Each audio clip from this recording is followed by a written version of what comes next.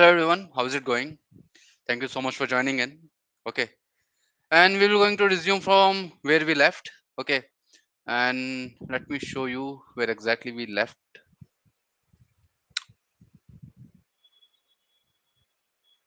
Like we have only two topics to talk, like three topics to talk about today, and otherwise we are pretty much done.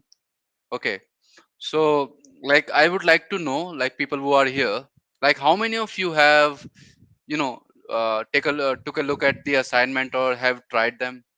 Is there anyone who has tried the assignment? I am 15-year child. Well, that's good for you. If you are a 15-year child, great. You have some curious mind. Okay. Uh, Hello, Miriam. Hello, Sudhanshu. Hi, child. All right. Okay. Yeah, that is actually okay. All right. Let's not get into this. So, like, from like what we saw up until now, we created like we gathered like although we started off from the from the EDA, but this is not always the case. You usually accumulate the data, then you understand the first you do what you do. You basically understand the business problem, then you accumulate the data, then you perform EDA, then pre-processing, then feature engineering is there. Like then you prepare the data for the machine learning algorithm, then you put like then you train your model, then you think like okay this is not doing really well, then afterwards you tend to use some fold techniques, okay, like for randomizer like hyperparameter optimization such that okay, like for tuning your parameters in a better way or in an optimal way, so you can get better results. And yeah, and you are good to go afterwards. Okay, so let's start and let's see what we can have and what we can get. Okay, so the first thing that we will going to study about is a cross validation technique, and what exactly it is, let's see. So let us say you have this, like you have a model, and I will just will be putting it as an M. Okay, this is your model M, and your model M, what it does, like it basically predicts, like it has been trained, like okay, no, it has not been trained on any data set yet.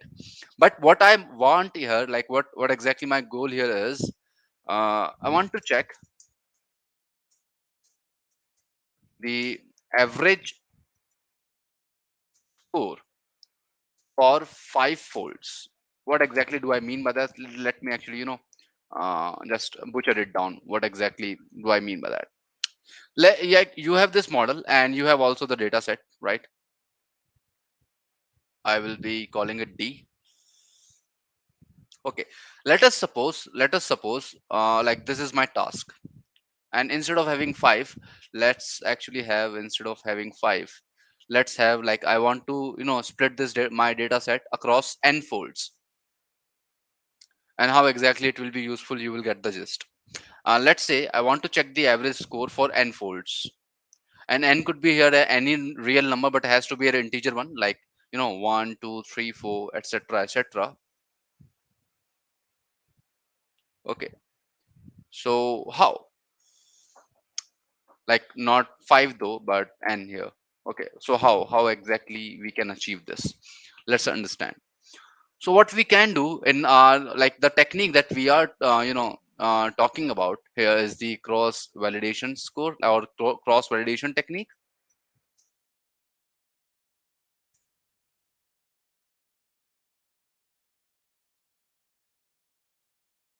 Okay, and in this cross validation technique what we do, like we take a model, we take a data set, and we split the data set across n folds. How exactly, let's see. Let's say your data set consists of let's say 10,000 data points in this case. Okay, and this 10,000 data points I want to have 10 folds each at a time. Okay, so how exactly I will going to proceed with that. Okay, so let's see what I will be doing.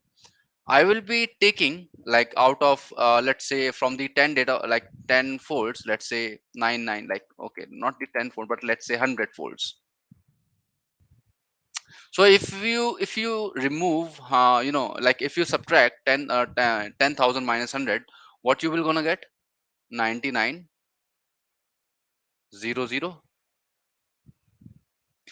Okay, this is your like when we have removed this data set from it, and this is your 100. Like it will going to make sense just in a while. Just just stick around.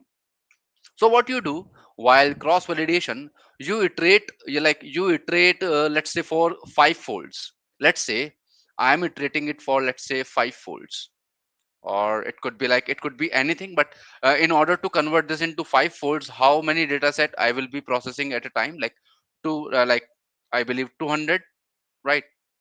200 data point at a time. So it should be around like 200, I believe. Okay. Okay, but let's actually stick with this notation right now just for this one. Okay, so what you will gonna do, like of course, like for the 10,000 you will be having 200 folds, so your data set will gonna look like somewhat like this. Okay, 9800, I just wrote like, and 200 at a time.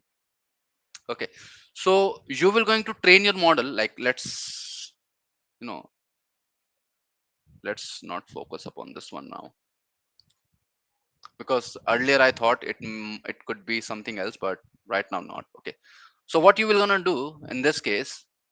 Okay,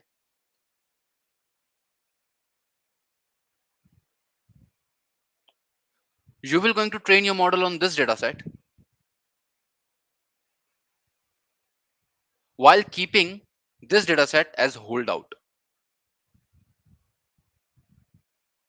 Okay, so if I have to let's say split that data across, like it won't be possible to, like uh, it is possible, sorry, to split a 10,000 fold data set across 5 folds. How? Let's say by this,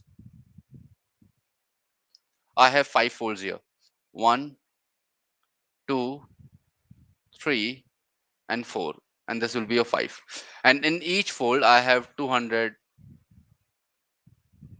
Okay, it should not be 200, but 2,000. But let's assume we are dealing with the 1,000 data points now. I just noticed it. Okay, so now what you will gonna do? Like this is your first iteration, on the second, on third, on fourth, on fifth. What you will gonna do for on the first iteration, you will gonna keep this data set as in holdout data set, and you will going to train your model on the rest of it, like on this 800 points. Okay, when you are done with this, okay, then you will going to make prediction on this holdout data set. Like this actually will be, this data set will be used to train your model,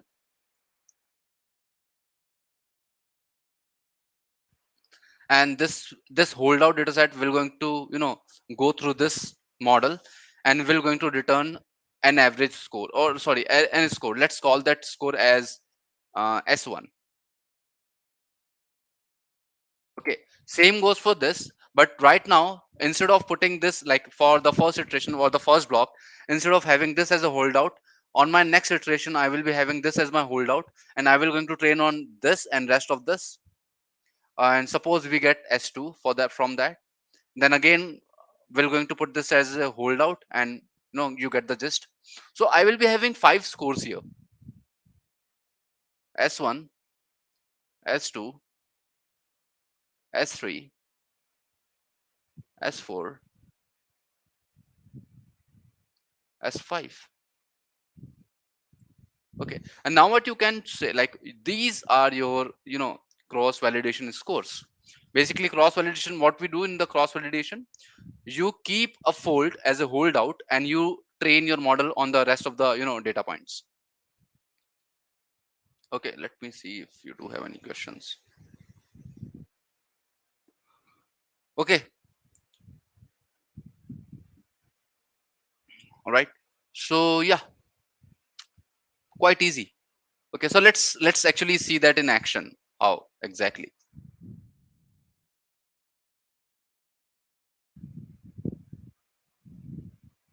That is why I have already ran this notebook, so we don't have to do it. So yeah, that is where we need to, like, this is where we left yesterday, right? On the production, on this, like, this is the only thing that we need to cover right now. So let's say we are again initializing new logistic regression instance here. So this is what I am performing now.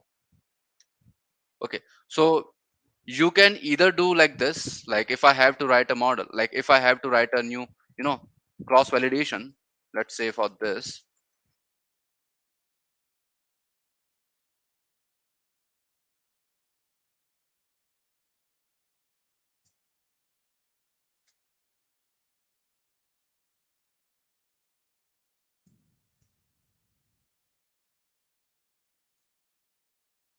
How exactly I would go with the cross validation in a from the scratch approach, how exactly I can go with that? Okay, so let's use numpy as well, since we are already using it. Okay, so what say, like, let's say you have this array 1 2 3 4 5 6 7 8, and now I want to split this array in four folds. So how can I do this? Np dot array, np dot let's convert this, np dot array split. Okay, and if I put this array split here, okay, all right, indices missing one required. Okay, so let's split this array into three parts. So this is what we are having: 1 2 3 4 5 6 7 8 9. And what if you want to split this array in two parts? So this is what we are having. So what if I also create my own cross validation? Let's call it custom crossval, and which takes the data, obviously. Okay, and it should have np dot, like, let's actually not typecast it right yet. Okay, and the model, of course. Okay, and now of course the cv is also there, the cv value, and by default take the cv value as 5. Like, I am trying to replicate this, how exactly I would approach this. So now since you have this, so what if, like, for the value, like for this one, for 0. Okay, okay, for this one the 0 will be this. Okay, and yeah, so let's again come back here. So I would call it splitted array, and like np dot array split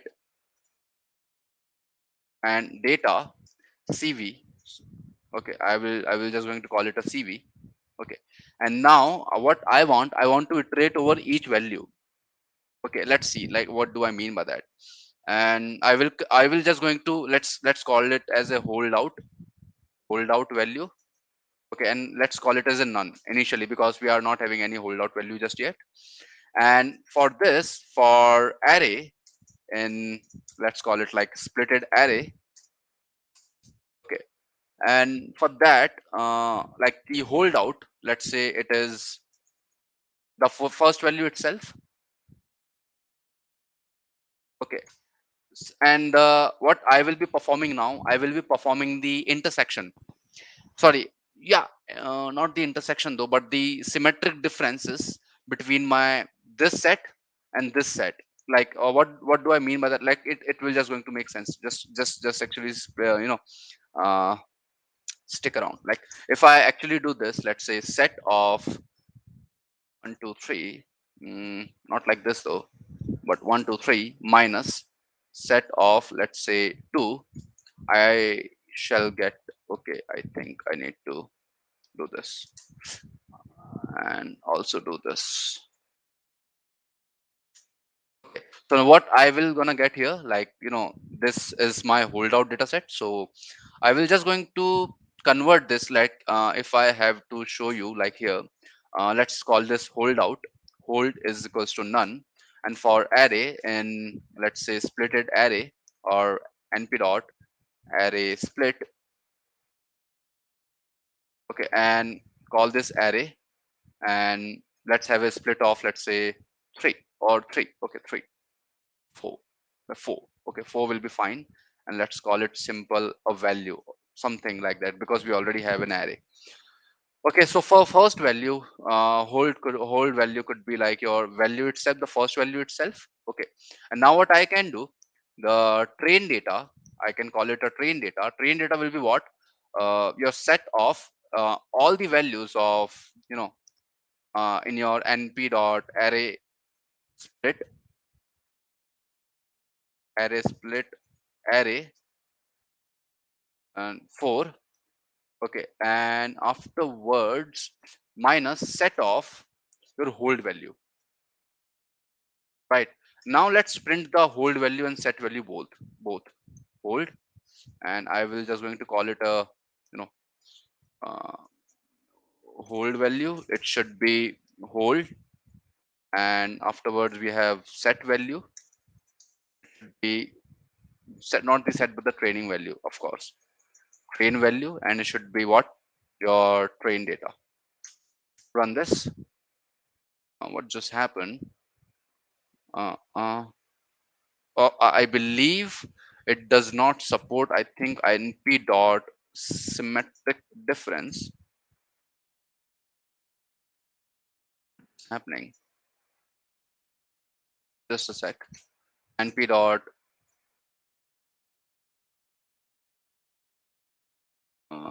one intersection. Okay, so intersect, I can actually take the intersect here, but I don't have any. Let's actually not do this. Okay, and what just happened? Uh, what I can do here instead happen. Okay, what I can do here instead, I can just, convert this entire array like this np dot array split array by 2. I can convert this entire array into a list. Okay, and now after converting this into a list, I can again map this value out into again a list. And if I have to show you list, now you have this much better. So this is what I will be doing now. So if I need to change this array split into map, then a list, and then this function, this value, and afterwards the same thing should be for what? This set as well. So map list, and this should be your hold value, right? The first value itself. Let's run this. Unhashable type list y though. Where exactly? Well, this is something screwing up. I don't know why it is giving us an error. Okay, like I will gonna come back to it, but let's try this again. Okay, just for the last time. Okay, otherwise I will just gonna, no, come back to this np dot list np dot array split array 4. Okay, I think I messed up somewhere again, and I think this is the part where I messed up. I need to convert this into a list. Hey, 1 second. np dot array split array 4. This is what we are getting now. Okay, and now I am converting this into list. Okay, and afterwards I am taking all the values, mapping those all the values into a list. Okay, and now I am taking all the values and passing those values as a list. This is what I want. Okay, so let's copy this, and also the set value. Here we have a set value. Okay, so we cannot, like, we are not being able to perform like the set value here. All right. Okay, so what we can do here instead of actually going with, this manner, or what we can do, like, let me just copy this and paste, remove this entirely, paste it here, and this will be your training data set. Okay, and afterwards what I will gonna do now, like, okay, this will be your value, but okay, print uh, train comma hold. Okay, so the train value is this much, then the hold value is this much for each value. But I what exactly I want, I do not want this 1 and 2 in here. Okay, so hold out will be what? Hold, actually you can take it as an empty array. Okay, and which does not have any value, and I can remove that value like here. So hold dot append value itself. Okay, and afterwards what we can do, we can just simply remove train dot remove old value. Okay, and now let's run this. That is weird. Let's actually skip this part because I really don't want to waste any more time here. Okay, so what we can do here, we are just performing this here. Okay, and yeah, let's see what we get here. So print scores. So now you can see for each iteration what we are getting, basically S1, S2, S3, and S4 and S5, right? This is what we are getting. And I think, okay,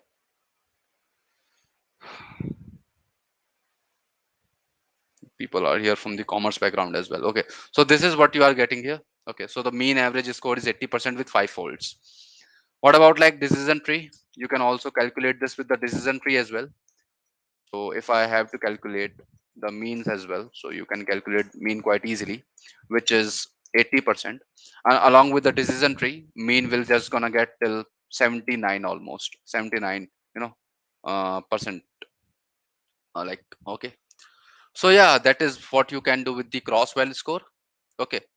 And now, and if we want to go here, like for the get parameters, like I will come back to it what exactly they are, but let's try to understand what exactly the hyperparameter optimization technique is.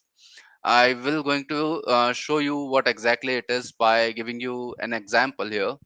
Like let's say you have three lines and you have a data which has been spread across this in this manner, and this is what it is.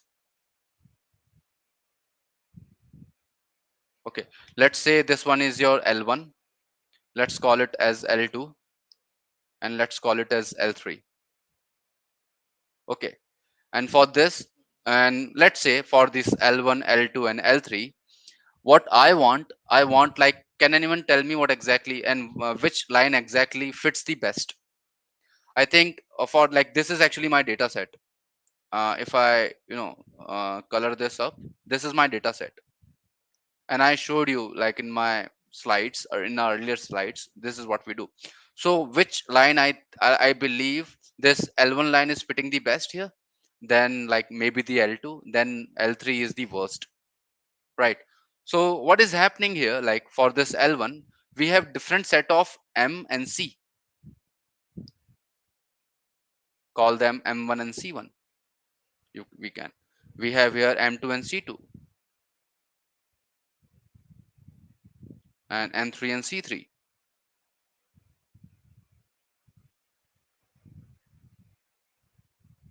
Okay, for this, like I can tell, like for my M1 and C1 they are the best. But how do we find best? This is the technique, like this is where we incorporate hyperparameter optimization. Okay, how exactly? Quite easy. Like we like now this might actually make sense now. Okay, let's see for the get parameters. Like parameters that we saw here are these M and C, but what we are using here right now is the decision tree and logistic regression. Well, we haven't covered those yet, so it won't be possible to cover either of those in just 30 minutes either. So let's stick around and consider these values as parameters which we need to tweak. Like you can consider these parameters like you have a radio. Okay, you have a radio and you have some buttons on this. Okay, you have some buttons on this, like switches which you might just turn around, or in order to get the best frequency for basically having the best channel frequency, so you can have you can listen to your music. So what you need to do, like you tweak around it, like left or right, or sometimes like you try different combination for these three features. sorry, these three buttons, like let's say B1, B2, and B3. And after finding the optimal combination, okay, like after finding the best combination from B1, B2, and B3, you get connected with your desired channel on like on with which you may want to connect with on the FM, right? So this is what we usually do in our hyperparameter optimization. We just find the best parameters with the help of this technique. That's it. But how do we do this? Like we have two techniques here. The first being the grid search, and the second is the randomized search. Okay, let's see both of these. So your grid search, what it does, like the way we saw for the here the CV part, cross validation score, what it does, it exhaustively takes or exhaustively uh, consider each fold. Like we saw the fold, like I will just going to show you what exactly it is. So let's say we have this grid. Let's copy this here and paste it here.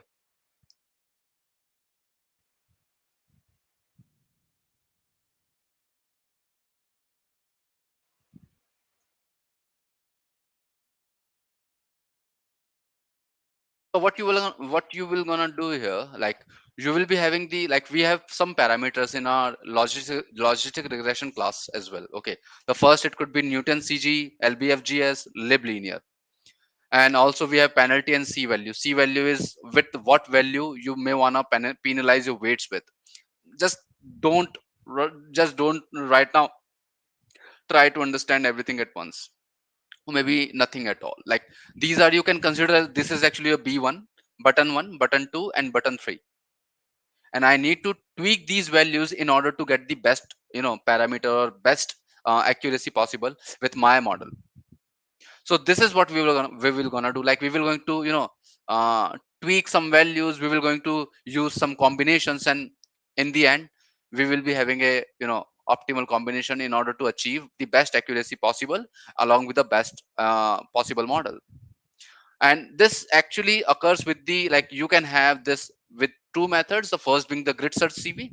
What exactly it does, it basically exhaustively checks for each of your folds. Like let's say you have 10,000 data points, like okay, and you have, let's say you made 5 folds, so 10,000 divided by 5 will be 2,000. So you will gonna go for like each 2,000 batches. So sometimes it take a bit of a time, but we have like, but if you do not want to go exhaustively, well, in that case what you can do, you can simply use randomized search CV. So randomized search CV will going to perform random, honestly random, it will just going to pick up the random sample, and will just going to run the inference and check like if it is okay or not. And if it is not, like like it is quite random, like from this to this, so it makes it somewhat faster. Okay, so yeah, like how exactly we can call these. So you have again a model selection class in our random along with the randomized search CV and grid search CV. Okay, run this, and run this. Okay, so now we are training our model, sorry, we are checking or we are optimizing our parameters.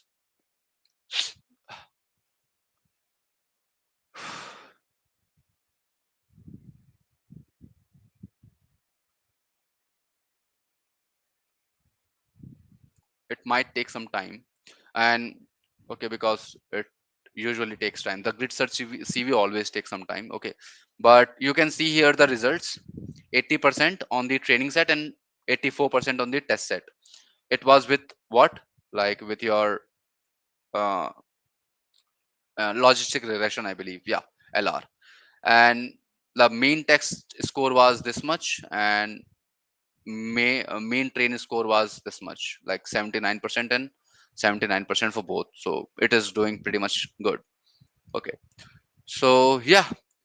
And apart from that, what if like I couldn't like I did not R&D and randomize search CV. What you can do now, like you need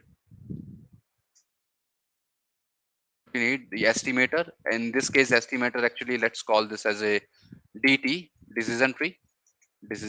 Okay, and this will be your decision tree, but we don't have decision trees parameter yet to define. But so let's stick with the LR itself. So I will be calling it an LR and logistic regression. Okay, and let's pass this logistic regression here without any parameters, because this is what we these are the values which we are to tweaking. LR and parameters is grid, and then we have this. Okay, grid, and afterward like it will be somewhat similar to this. So I will be just copying this up and pasting it here, and will be changing the name itself, and I will just going to call it randomized search CV. And we have this LR parameter, grid is grid again. Return train score, basically I will just going to show you what exactly it means. Run this. What happened? Okay, so instead of having this, I can pass this here. Okay, and remove this as well. Okay, it worked. And fit X train and Y train. Run this. It was quite fast. You can also notice like grid search CV actually took around like 3 or 4 seconds or maybe 10 seconds, but it was just blazingly fast. And now you can check like score for this score X train and Y train. It is 80% again, and score for testing Y test, it will be 84%, right? So yeah.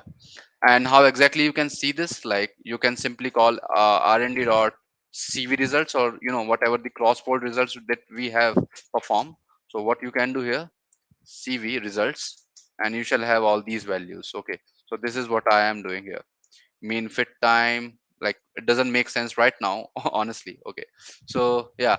And what if you want to have the best parameters? What you can do in that case, I can just call rnd dot best estimator, which will be like this. Like we actually came up with this zero point 0.1 and Newton CG, the buttons or the frequency that we had to tweak. And apart from that, what if like the best parameters are these: solver as Newton CG, and penalty as L2, and C as zero point 0.1. Okay, so yeah, this was the last topic about our machine learning session. So yeah, like we are pretty much done. Okay, let me just.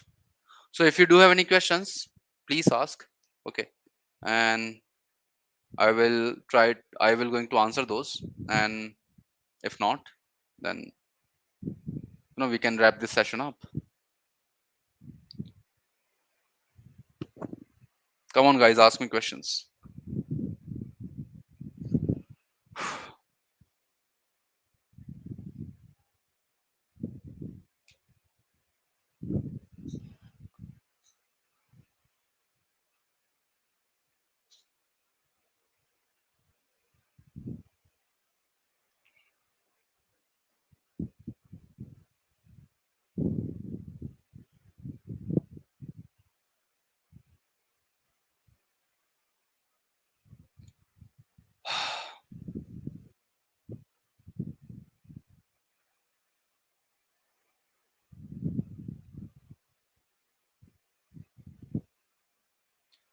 Anyone questions?